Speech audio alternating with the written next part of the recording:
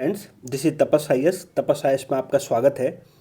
और world affair की इस न्यूज़ में आज हम ये समझने की कोशिश करेंगे कि एक अफ़गानिस्तान जो हमारा नेबर है, कुछ किलोमीटर का जो हम उनके साथ बाउंड्री शेयर करते हैं, इसलिए हमारे नेबर भी हैं वो। सो अफ़गानिस्तान की जो एम्बेसी है इन दिल्ली, जो अफ़गानिस्तान पीपल जो दिल्ली में रहते हैं और अपने जो यहाँ के वीज़ा जो अफ़गानिस्तान जो जाना चाहते हैं, ट्रेडर्स इंडिया वाले या फिर कुछ और, उनको वो वहाँ पे वीज़ा देते हैं और एडमिनिस्ट्रेटिव वर्क करते हैं। सो उनकी एम्बेसी जो दिल्ली में है उसको शट डाउन कर दिया गया है। और ये लोग कह रहे हैं कि इसमें दिल्ली गवर्नमेंट ने जो है, Delhi government is central government, Modi ji का गवर्नमेंट। सो हमको दिल्ली से हेल्प नहीं मिला, हमको सेंट्रल गवर्नमेंट ऑफ इंडिया से हेल्प नहीं मिला। सो दिल्ली गवर्नमेंट से आप कंफ्यूज मत हो जाना कि केजरीवाल की सरकार मत समझ लेना, तो उसको मैं करेक्ट कर दूं कि सेंट्रल गवर्नमेंट ऑफ इंडिया, मतलब गवर्नमेंट ऑफ इंडिया से हमको कुछ हेल्प नहीं मिला। और ये अफ़गानिस्तान एम्बेसी की तरफ से ऐसा कहा गया है, जबकि इसके पीछे का हिडन रीजन, इसके पीछे का जो एग्जैक्ट रीजन है वो कुछ और है। वो हमें समझने की ज़रूरत है कि आप लोग क्या करते हैं, पेपर पढ़ते हैं और उसको पीछे के ट्रैक से उसको कोशिश नहीं करते समझने की।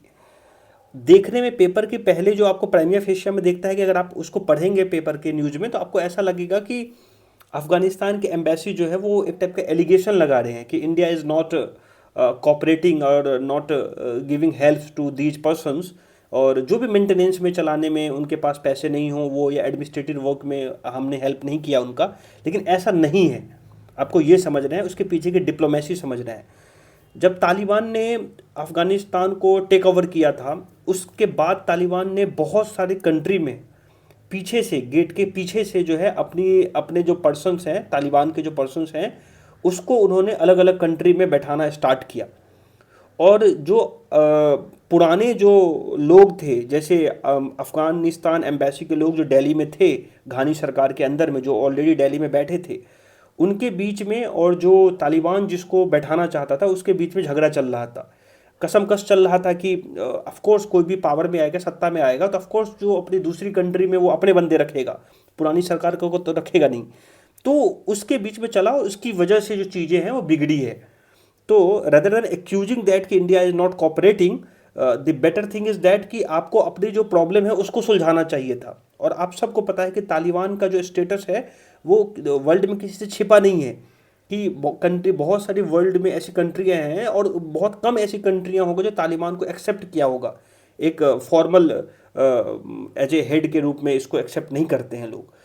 तो अफगानिस्तान के तो अपने प्रॉब्लम्स हैं, वो एलिगेशंस इंडिया के ऊपर लगा रहा है कि हम कोऑपरेट नहीं कर रहे हैं, और जो है इसकी वजह से जो है परमानेंटली जो है वो अफगानिस्तान एम्बेसी जो है दिल्ली में वो शट डाउन हो गया है।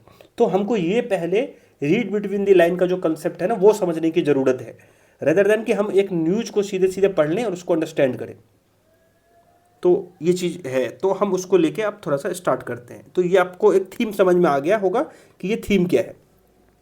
सो पहले तो पेपर को समझ लेते हैं, उसके बाद उसके पीछे जो है ट्रैक कर लेने की कोशिश करेंगे। The Afghanistan embassy in Delhi has permanently close down. ठीक है, तो उसको समझिए, देखते हैं क्या कहना चाह रहे हैं ये। Yes, so Afghanistan embassy in Delhi has permanently close down effective from 23 तारीख से, 23 नवंबर से। और ये पहले सितंबर से न्यूज में था, तो नवंबर 23 में, अभी जो है आज 26 नवंबर है, तो आप समझ लो 3 दिन पहले जो है कंप्लीट तरीके से ये है क्लोज हो गया। दैट मीन्स कि अफगानिस्तान एम्बेसी का जो इंडिया में जो सेंटर था वो ख़त्म हो गया। The embassy blamed both Taliban rulers, तो तालिबान रूलर्स को तो ब्लेम करना सही था, लेकिन government of India for pursuing to it to stop operation in current permit. और इंडिया को भी इसने एक हाथे लिया है कि इंडिया वाले ने भी हमको हेल्प नहीं किया, ये एम्बेसी कह रही है। ठीक है, तो हम वो देखेंगे। The embassy had stop functioning on September 30 when senior Afghan diplomats and the ambassador representing the government of Islamic Republic of Afghanistan left India। तो इसमें तो कुछ लोग वहाँ से चले गए थे इंडिया छोड़ के, ये अपने लिए इंपॉर्टेंट नहीं है।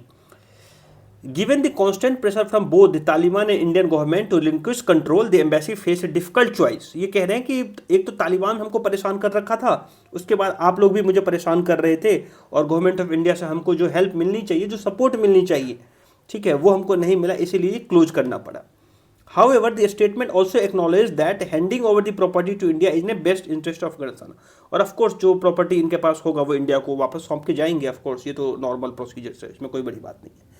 The mission said it now for Indian authority decide on the future course of action। अब हमारा फ्यूचर कोर्स ऑफ एक्शन क्या होना चाहिए वो हमको डिफाइन करना है और वो गवर्नमेंट ऑफ इंडिया डिसाइड करे, ये ऐसा कह रहे हैं। With the permanent closure of embassy of Islamic Republic of Afghanistan, the diplomatic presence of pre-Taliban regime in Afghanistan has come to end। और इसी के साथ जो अफगानी जो उनका जो पुराना जो सरकार था जो हमारे साथ इतना अच्छे से डील कर रहे थे हम लोग उनके साथ, वो जो है वो टाई अब अप्रॉक्सीमेटली जो है वो ख़त्म हो गया। अब ऑफकोर्स जो है तालिबान अपने बंदे को बैक चैनल या किसी तरीके से उसको बैठाने की कोशिश करेगा। तो हमने जितने भी पुराने काम किए थे क्या वो ख़राब हो गया क्या?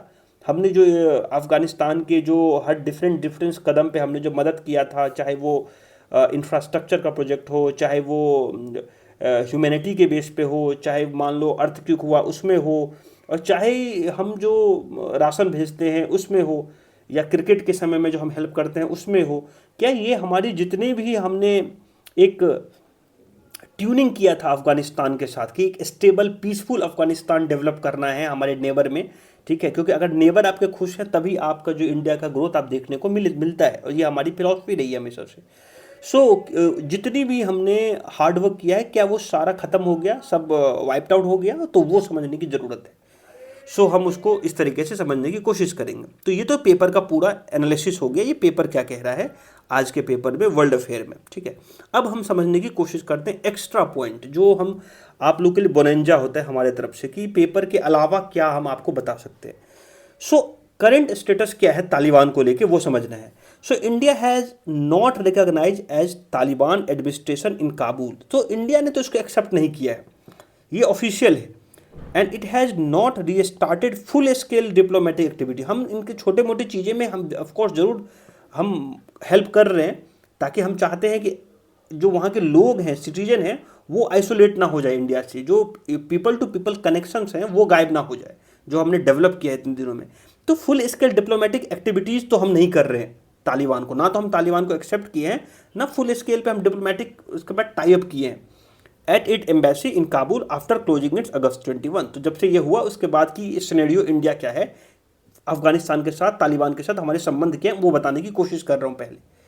The permanent closure of embassy of Afghanistan will create a challenging. अब उससे होगा क्या? अब हम जो परमानेंट क्लोजर ऑफ जो एम्बेसी जो खत्म हो गया, जो परमानेंट क्लोज हो गया एम्बेसी अफगानिस्तान का इंडिया में, will create a challenging situation for traders and travellers. ये जो हमारे लोग जो ट्रेडर्स जो जाते हैं और जो ट्रैवलर्स हैं वो जो जाते हैं वो अफगान को जो वीज़ा मिलता है उनको, उस पर उनको थोड़ा सा रोक लग जाएगा।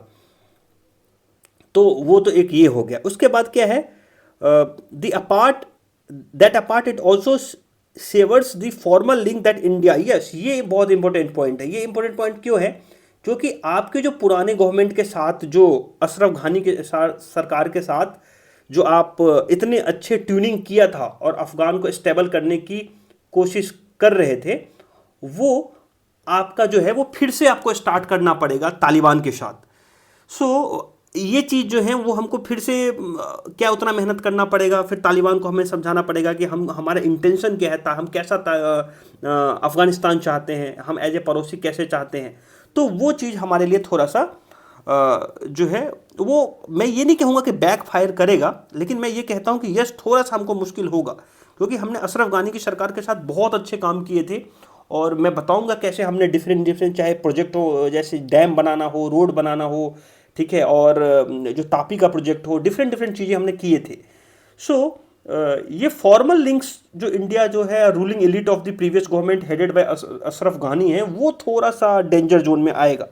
तो इसको आपको ये हाईलाइट करने की ज़रूरत है। तालिबान को लेके तो थोड़ा सा इशू है ही कि हम तालिबान के साथ हम किस तरीके से पर्टिकुलरली जो है वो हम किस तरीके से इंगेज हों, which type of procedure we should be applied, हमको किस तरीके से अप्लाई करना चाहिए, कि हमको उनके साथ जो full complete diplomatic relations develop करने हैं, या फिर हमको डिफरेंट मेथड लेना है, या फिर वर्ल्ड के पर्सपेक्टिव से भी सोचना है कि रसिया का क्या इंटरेस्ट है अफगानिस्तान में, चाइना का क्या है, पाकिस्तान क्या सोच रहा है और यूएसए क्या सोच रहा है। उस बेस पे हमको अपने कोर्स ऑफ एक्शन जो है वो डिफाइन करना पड़ता है। अफगानिस्तान को लेके ये मोस्टली इसकी बात कर रहा हूँ। So the embassy had seen in fighting between Taliban nominee. अब ये इनका रीजन मैंने आपको बता दिया कि ये दोनों फाइट कर रहे हैं, और ये इंडिया का प्रॉब्लम नहीं है। इंडिया का प्रॉब्लम जरूर है कि हमारे ट्रेडर्स और हमारे टूरिज्म डिपार्टमेंट्स और डिफरेंट डिफरेंट लोग जो हमारे वहाँ जाते हैं वो परेशान होंगे, क्योंकि हम अगर यहाँ पे एम्बेसी इनकी नहीं रहेगी तो ऑफकोर्स ये जो है एक अच्छा संकेत नहीं है इंडिया और अफगानिस्तान के रिलेशन को लेके। लेकिन ये एलिगेशन जो है ना कि हमको इंडिया से हेल्प नहीं मिला, ये थोड़ा सा डिफरेंट है। क्यों? क्योंकि ये लड़ाई जो है वो अस्तित्व की लड़ाई है, पावर की लड़ाई है, पावर टसल है ये। ठीक है। सो आपको ये समझने की ज़रूरत है कि अगर आपको ऐसा लग रहा है कि इतना आसान होता है ट्रांसफ़र ऑफ पावर, ये इतना आसान होता नहीं है। आप पूरे बैकग्राउंड उठा के ले लो, चाहे किसी भी हिस्ट्री का कोई सा भी पेज उल्टोगे, तो जो स्मूथ पावर ऑफ ट्रांसफ़र होता है ना, बहुत कम जगह पे हुआ है कि एक लोग जो है अपना पावर इतनी आसानी से ट्रांसफ़र तो करते नहीं है।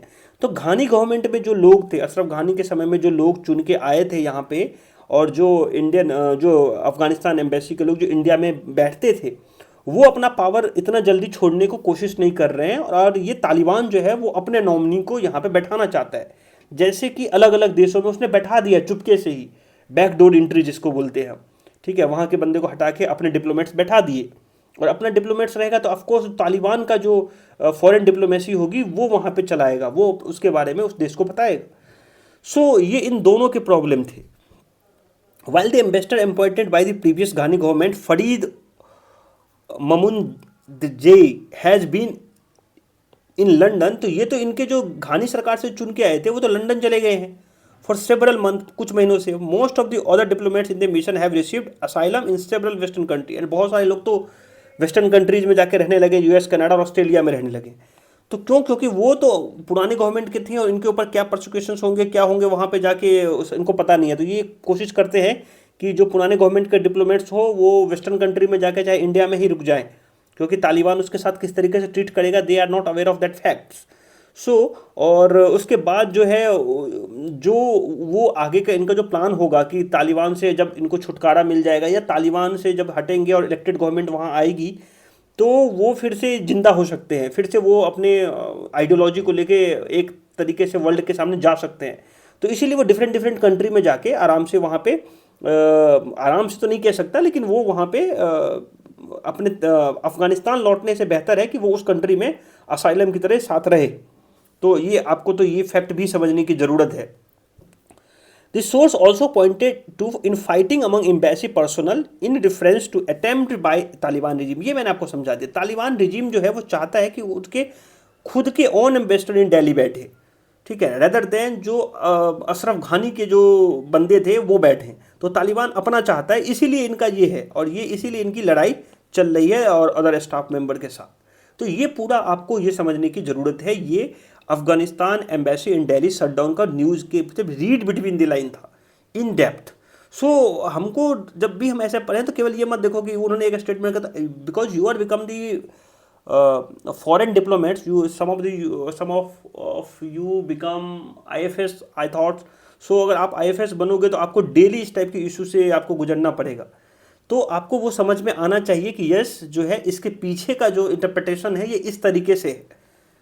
अब हम कुछ इसको इंडिया और अफगानिस्तान को तो समझ लिया, तालिबान को तो समझ लिया, लेकिन हम यूएसए के पॉइंट से समझने की कोशिश करेंगे कुछ, क्योंकि अफगानिस्तान में जो स्टेक होल्डर्स हैं केवल जो हैं, आप सबको पता होगा,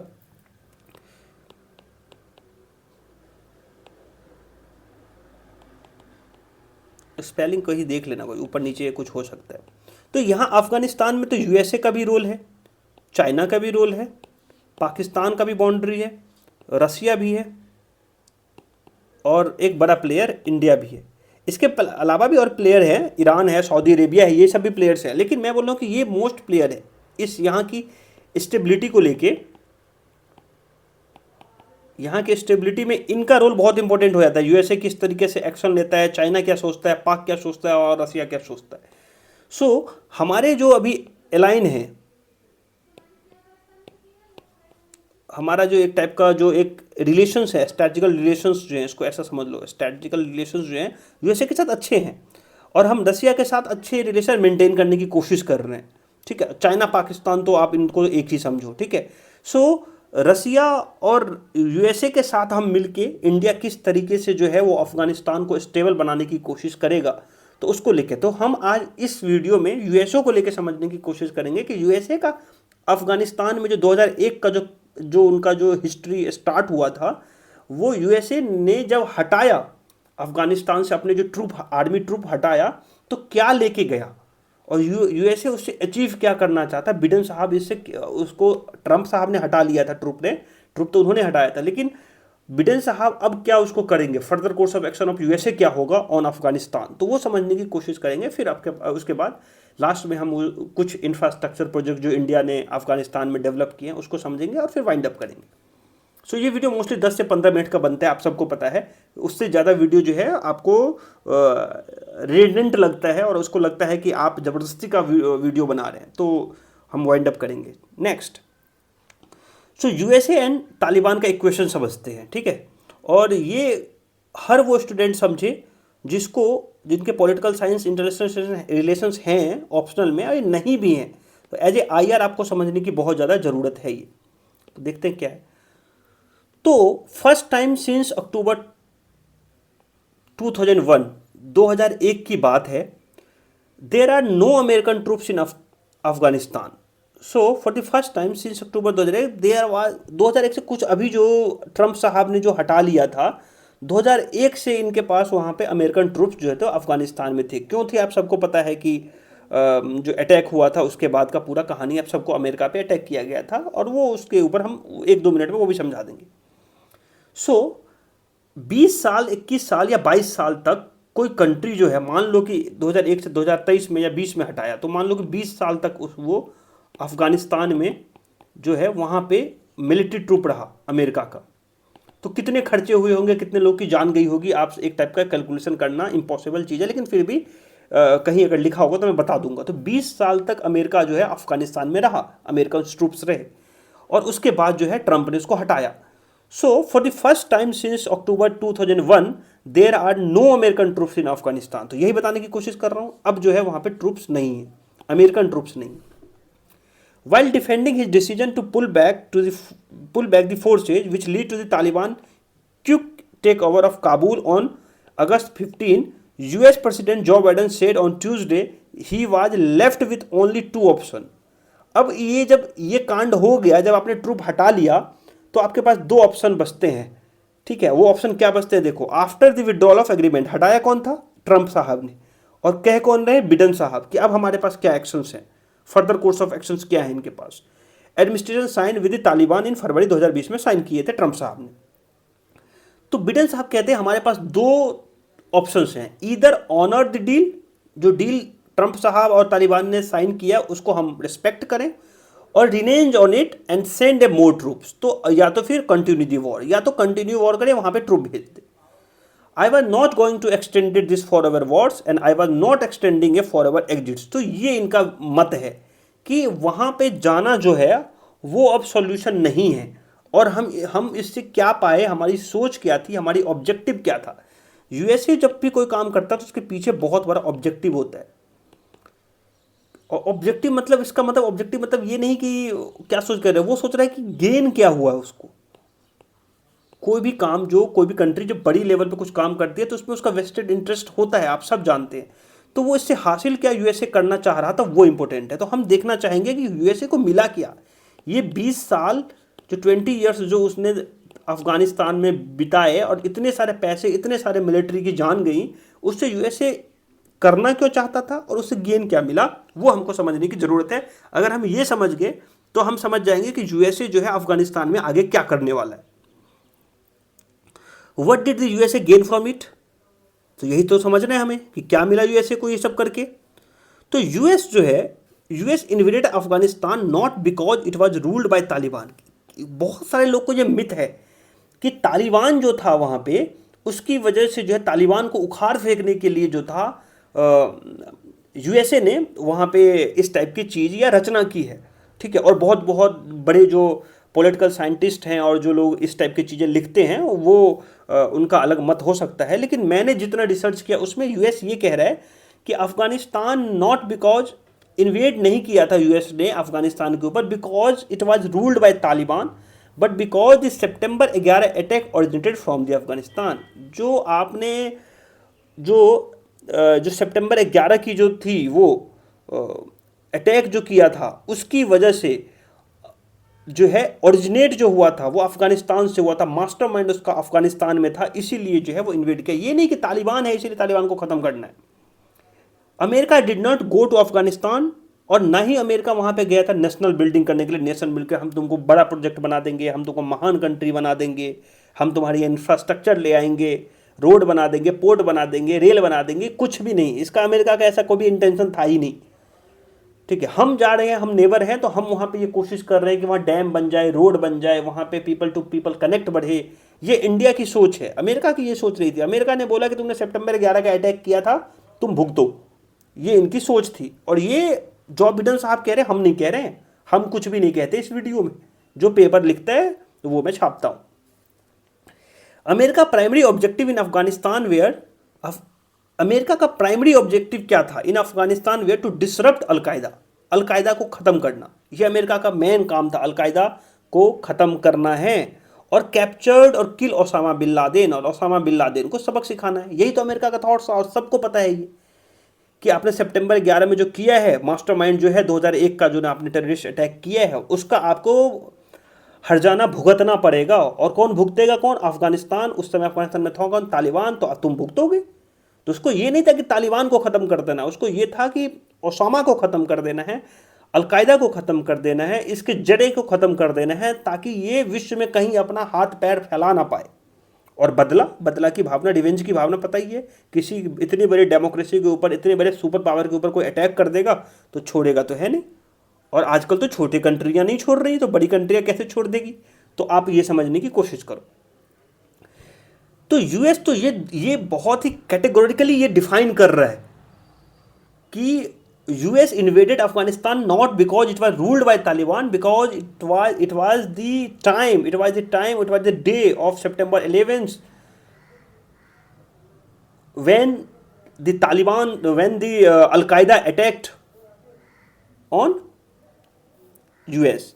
सो इस चीज़ों की वजह से जो है हम आपके ऊपर जो है इन्वेड किए थे ये, और ये चीज़ें क्लैरिटी के साथ अब क्लियर हो गई होगी। The US can take credit for disrupting al Qaeda.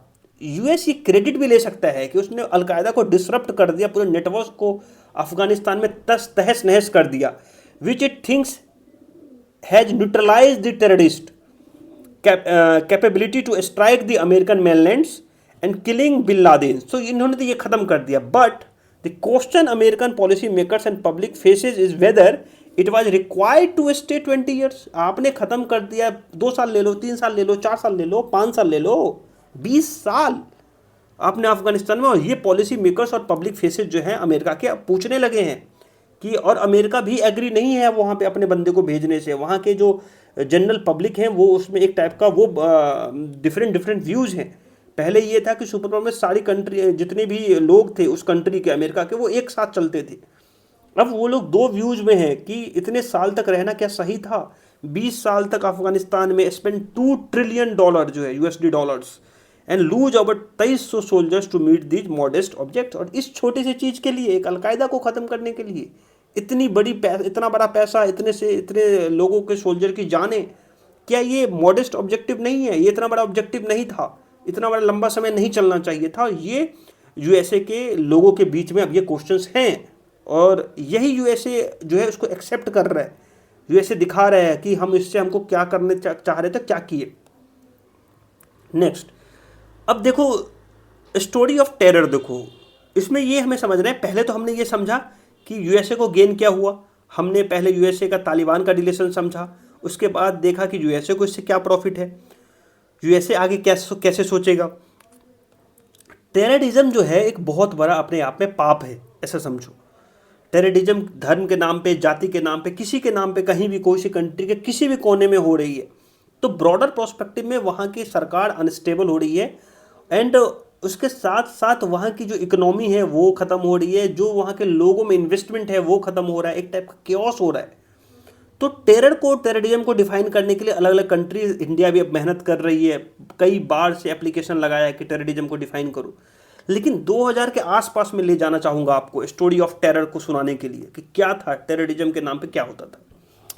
When the US invaded Afghanistan, आप सबको पता है कि यूएस ने अफगानिस्तान पे अटैक किया। It was touted at the first step in what mister Bush, George Bush की बात कर रहा हूँ, called a global war on terrorism. एक टाइप का जो लड़ाई अमेरिका की थी उसने उसको टेररिज्म बना दिया कि ये टाइप का टेरर है, और था भी टेरर, ठीक है। लेकिन एक टाइप का पहला स्टेप था जो एक बुश साहब ने दूसरे कंट्री में जाके इस टाइप का ऑपरेशन किया उन्होंने। इससे पहले भी ऑपरेशंस हुए होंगे, लेकिन ये अमेरिका इन्वेडेड की बात हो रही है अफगानिस्तान में। Terrorism does not have borders, क्या कह रहे हैं उस समय की गवर्नमेंट, क्या कह रही है बुश साहब, terrorism does not have borders and the war on terror would not confined to border eithers. एक तो टेररिज्म का कोई बॉर्डर नहीं होता, तो वॉर ऑफ जो टेरर है would be not confined to border eithers, ना ही वो बॉर्डर से कन्फाइन होता है कि अपने ही लोग, जैसे मान लो कि पाकिस्तान में कोई ऐसा टेररिज्म कोई चला रहा है तो वो पाकिस्तान को ही अटैक करेगा, ऐसा कोई लिखा नहीं है। हो सकता है अफगानिस्तान पे बम गिराए, इंडिया पे बम गिराए, तो कोई उसकी बाउंड्री नहीं है, कोई बॉर्डर इधर डिफाइन नहीं है, ठीक है। तो इसीलिए टेररिज्म के जो सॉल्यूशंस होने चाहिए वो बॉर्डर के अलावा भी होने चाहिए, ठीक है। कि डिफरेंट जो मान लो कि जो सूडान में हो रहा हो, जो किसी अफगानिस्तान में हो रहा हो, उसका इम्पैक्ट केवल, जैसे आईएस का इम्पैक्ट है वो केवल आईएस इराक पे पड़ेगा, सीरिया पे पड़ेगा, इसकी कोई क्लैरिटी नहीं है। हो सकता है कि उसका इम्पैक्ट इंडिया पे पड़े लॉन्गर रन में। तो आपके सॉल्यूशंस भी जो होंगे ना, वो जो अपार्ट फ्रॉम बॉर्डर्स होने चाहिए, वो कन्फाइन नहीं होना चाहिए बॉर्डर तक। उस समय की बातें ऐसी हो रही थी और अभी भी ऐसी चीज़ें कर रहे हैं ये। So where does the war stand now. So अब ये वॉर कहाँ पे स्टैंड करता है वो समझने की ये 2001 की कहानियाँ हैं कि कैसे कैसे उसको टेररिज्म डिफाइन किया गया, फिर कैसे कैसे जाके अफगानिस्तान को कब्जे में लिया गया, 20 साल तक वहाँ पे अपनी मोनोपोली चलाई गई यूएसए के द्वारा, ठीक है। फिर उसको रूट से ख़त्म करने की कोशिश किया, जबकि वही लोग अलकायदा का ग्रुप डिफरेंट कंट्री में जाकर डिफरेंट रूप ले ली। सीरिया में चले गए तो आईएस बन गया, वो इस्लामिक स्टेट बन गया, वो उससे ज़्यादा डेंजरस बना, ठीक है। तो ऐसा नहीं है कि उन्होंने पूरे रूट को ख़त्म कर दिया, लेकिन वो अफगानिस्तान से ख़त्म किया, लेकिन ऑफकोर्स उसके बहुत सारे रूट्स जो हैं, उसके जो डालियाँ हैं, पत्तियाँ हैं, वो डिफरेंट जगह पे फैल चुका था, वो डिफरेंट कॉर्नर ऑफ कंट्री में। तो जो इनके रियल गेम मास्टर थे कि उनको जो लग रहा था कि मैं अलकायदा को ख़त्म करने से सब खत्म हो जाएगा, टेररिज्म खत्म हो जाएगा, एक टाइप का मिथ था, वो क्लैरिटी नहीं आई 20 साल रहने के बाद भी। क्यों? क्योंकि उसी के बहुत सारे ब्रांचेज जो हैं वो आईएस है, जो सीरिया में, इराक में रन होता है अलकायदा के। तो आपको वो भी समझने की ज़रूरत थी। तो राइटर अब इसके बारे में भी लिखते हैं, खुल के लिखते हैं कि आपने जो सोचा था कि हम यहाँ पे रह के ख़त्म कर देंगे जड़ें, लेकिन वो जड़ें तो फैल गई, कहीं अलग चला गया और अपने आप को जिंदा रखा। सो अब देखते हैं कहाँ जो है वॉर अभी स्टैंड करता है। In 2001 al Qaeda was largely concentrated in Afghanistan. 2001 में तो अफगानिस्तान में था। The US invasions and the fall of the Taliban leads to al Qaeda disintegrated. और उसके बाद जैसे आपने अटैक किया तो वो डिसइंटीग्रेट हो गया। पहले इंटीग्रेटेड था, अब डिसइंटीग्रेट होकर डिफरेंट कंट्री में चला जाएगा। The terrorist outfit was driven underground and but was not defeated to decimated. इससे समझ लो उसको खत्म नहीं किया गया, डिफीट नहीं किया गया, ना डेसिमेट किया गया। उसको आपने क्या किया, उसको सप्रेस किया, आप उसको ख़त्म नहीं कर पाए, इसीलिए ना तो डिफीट कर पाए, तो वो दूसरे कंट्री चला जाएगा। Over the year new branches of Al Qaeda spring in the different part of the world. अब वो different part of the world में चला गया। Of them the deadliest was Al Qaeda in Iraq. और वो अलकायदा जो इराक में, which was lead by Abu Musab al Zarqawi after the US invasion of Iraq in 2003। तो बहुत सारी जगह पे ये फैलने लगे। द जॉर्डन बॉर्न एक टेररिस्ट था, उसको ख़त्म किया गया 2006 में। बट अलकायदा का जो ग्रुप था वो ट्रांसफॉर्म्ड होता रहा धीरे धीरे इस्लामिक स्टेट ऑफ इराक में, विच लेटर इराक में जो बना बाद में, वही जाके बाद में जाके इस्लामिक स्टेट बना, जो आज इतना बड़ा वर्ल्ड के ऊपर एक खतरा है, ठीक है। और वो क्या करते हैं, that declare Islamic state declare खलीफा and establish a pro state across Iraq and Syria in 2014। So आपने क्या हासिल किया? आपने तो ये सोच के कहा था ना कि हम ख़त्म कर देंगे, ये इसके तो ब्रांच फैला दिया आपने। तो ये एक टाइप का हमको एनालाइज करने की, डीप में अंडरस्टैंड करने की ज़रूरत है आप लोग को। अब इसके अलावा हम थोड़ा सा अफगानिस्तान और इंडिया के रिलेशन के बारे में कुछ बता देना चाहते हैं कि अभी हमने रीजनल लेवल पे भी बहुत सारे जो है डोभाल साहब वहाँ पे गए थे, काम किए अभी। सो हमें ये देखने की ज़रूरत है कि एक तो पहला तो हमें ये समझना है कि जो हमारे नेबर हैं इंक्लूडिंग रसिया, वो उनका क्या अफगानिस्तान को लेके क्या प्रोसीजर है, वो क्या सोचते हैं। पहला तो हमको ये भी समझने की ज़रूरत है, क्योंकि रसिया बहुत बड़ा प्लेयर है। अगर यूएसए के बाद देखोगे तो रसिया बहुत बड़ा प्लेयर होता है। उसके बाद देखना है कि अफगानिस्तान में जो ह्यूमैनिटेरियन क्राइसिस हुआ है should be regional and immediate priority and political differences can be set aside to help. और वहाँ के लोगों की कोई गलती नहीं है, तो हमारे जो man to man connectivity, people to people connections हैं, वो नहीं खत्म होनी चाहिए। तो इंडिया का जो मेन थीम है यही है कि अगर वहाँ पे कुछ होता है तो हम वहाँ पे राइस, वीट और डिफरेंट डिफरेंट जो भी क्रॉप्स से हम जो वहाँ पे हालत ख़राब है, वहाँ पे मान लो एग्रीकल्चर की हालत ख़राब है, तो कोशिश करते हैं कि डैम बनाएं। फिर अगर मान लो उससे भी नहीं हुआ तो हम यहाँ से उनको सप्लाई करते हैं वो चीज़ें जो रिक्वायरमेंट में, जो चीज़ें वहाँ पे हम भेज सकते हैं, मेडिसिन भेज सकते हैं, तो कोविड में मेडिसिन भेजे। सो ह्यूमैनिटी के ऊपर, ह्यूमन के ऊपर, पीपल के ऊपर इम्पैक्ट ना पड़े, ये इंडिया का हमेशा सोच होता है। पहला सोच हमेशा यही होता है। एज ए यूपीएससी आपको यही लिखना है कि हमारी पहली सोच होती है कि वहाँ के लोगों का कोई नुकसान ना हो। तो हम इसीलिए इवन तालिबान को एक्सेप्ट नहीं कर रहे हैं, लेकिन वहाँ के लोगों की वजह से हमारा जो ह्यूमैनिटेरियन ग्राउंड के बेस पे जो हमारी सप्लाईज है वो कभी बंद नहीं होती। दूसरा इंफ्रास्ट्रक्चर प्रोजेक्ट को लेके हमने इंडिया, जो अफगान इंडिया फ्रेंडशिप डैम है, सलमा डैम, कौन सा डैम था पता नहीं है मुझे, इसका नाम चेंज करके ये बना दिया गया था अफगान इंडिया फ्रेंडशिप डैम, ये हमने बनाया। Originally constructed in 1976, the reservoirs was damage by Afghan civil war में ये खत्म हो गया था, उसको हमने जिंदा किया है। Afghanistan government in 2015 change the name of the project from Salma dam था into Afghan India friendship dam. तो ये इसको चेंज करके इंडिया, जो अफगानिस्तानी लोग थे वो उनको एक अच्छा जेस्चर, एक टाइप का रेसिप्रोकेट किया और कहा कि यस, इसका नाम चेंज हो गया, अफगान इंडिया फ्रेंडशिप डैम होगा। फिर छाबार पोर्ट में भी हम जो है ईरान के साथ जब काम कर रहे हैं, तो यहाँ से जो रोड जाएगी वो अफगानिस्तान होते जाएगी, तो वो भी हम वहाँ पे काम कर रहे हैं। तापी वाला जो प्रोजेक्ट है, तुर्कमेनिस्तान, अफगानिस्तान, पाकिस्तान, इंडिया वाला जो पाइपलाइन है, उसमें भी हम अफगानिस्तान के साथ काम कर रहे हैं। तो हम धीरे धीरे प्रोजेक्ट पे तो काम कर रहे थे इनसे, बस तालिबान के आने के बाद थोड़ा सा सेट असाइड हो गए थे हम, लेकिन हम उसको बहुत जल्दी से उसको समझेंगे और उसको बहुत जल्दी जो है उसके ऊपर डिफरेंट तरीके से जो वर्क हो रहा होगा वो आपको दिखेगा। सो ये सब चीज़ें जो है वो इंडिया है लगातार की कर रहा था। और अभी जो इनकी प्रोसेस हैं, जब भी कोविड के समय में हो या फिर उसके बाद जो हो, या अर्थक्वेक जो अभी अफगानिस्तान में आया था, तो उसमें अगर आप देखेंगे तो इंडिया का रोल हमेशा जो है ह्यूमैनिटी ग्राउंड पे सबसे ऊपर होता है। So this is all about today paper. So whenever you go to read such type of news ना, never confuse and read in single basis on कि यस कि हमको पेपर पढ़ के ख़त्म करना है। सो आप लोग अगर इस तरीके से पढ़ रहे हैं तो आई डोंट नो कि आप कितना अच्छा कर रहे हैं। आप लोग बेहतर लोग हैं, आप सब पढ़े लिखे लोग हैं, मैं उसको उस तरीके से कोई कमेंट नहीं करना चाहता। लेकिन मैं हमेशा ये कहता हूँ कि अगर आप अफगानिस्तान, मान लो कि हमास और इजराइल न्यूज़ में है, तो try to understand, go deep, what will happen. 30 minute की जगह 40 मिनट लो यार, 50 मिनट लो, try to understand, try to finish the topic in single shot. एक बार जब बैठ गए तो बैठ गए, ख़त्म कर देना है। सो आपको ये पे नहीं देखना है कि कल के दिन हम अफगानिस्तान एम्बेसी के ऊपर कोई सा न्यूज़ आएगा तो हमको केवल एक लाइन पता है कि हाँ बंद हो गया है, क्यों बंद हो गया है तो पता नहीं है, ठीक है, क्या रिपरकशन होगा उसका नहीं पता है, कॉन्सिक्वेंसेज क्या होगा नहीं पता है, ठीक है, इसका इंडिया और यूएसए के ऊपर क्या इम्पैक्ट पड़ेगा नहीं पता है। तो फिर एक लाइन क्यों पढ़ते हो, मत पढ़ो। अगर टाइम नहीं मिले तो वो न्यूज़ स्किप कर दो। लेकिन अगर ये न्यूज़ अगर है इतना कि अगर तुमको लग रहा है कि एक इतनी बड़ी चीज़ हो गई है कि एम्बेसी बंद हो जा रही है, जैसे कनाडा और उसके वाले केसेज में हुआ था, हमको पूरा पूरा वीडियो बना के बताया था खालिस्तान मूवमेंट कि ताकि आपको समझ में आए।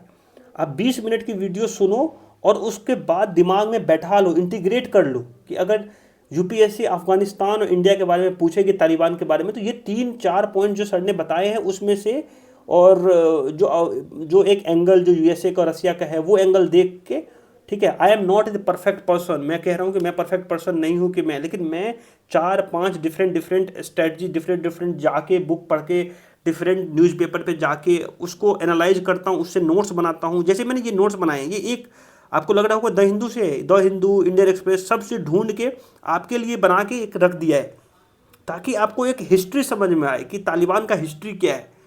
अभी जो तालिबान में जो हो रहा है वो कभी पूरा तालिबान पे वीडियो बनाने लगूंगा तो 2 घंटे 1 घंटे का वीडियो ख़त्म नहीं हो पाएगा।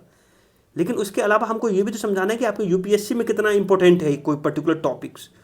So this is all about from my side, ठीक है। और बहुत सारे मैं कमिटमेंट करता हूँ, फुलफिल नहीं कर पाता हूँ, क्योंकि मैं खुद ही बिजी शेड्यूल में रहता हूँ, लेकिन मैं जब भी वीडियो बनाता हूँ तो एक टाइप का अप्रोच रहता है कि आपको सब कुछ उस वीडियो में मिले। तब तक के लिए आप अपना ध्यान रखें और सतर्क रहें, सावधान रहें। ये इसलिए कि जो सिचुएशंस हैं, जो जिस टाइप की चीज़ें डिफरेंट डिफरेंट जगह पे चलती हैं, तो आपको केवल सतर्कता और सावधानी का मतलब ये नहीं होता है कि केवल वुमेन की बातें हो रही है। सतर्कता मतलब आप एक अवेयर पर्सन बने, एक अच्छा सिटीजन बने, और आसपास की जो चीज़ें कहीं भी अगर एज ए लग रहा है कि कहीं गलत हो तो अपनी आवाज़ को मजबूत करें। तब तक के लिए अपना ध्यान रखें। Have a nice day, take care.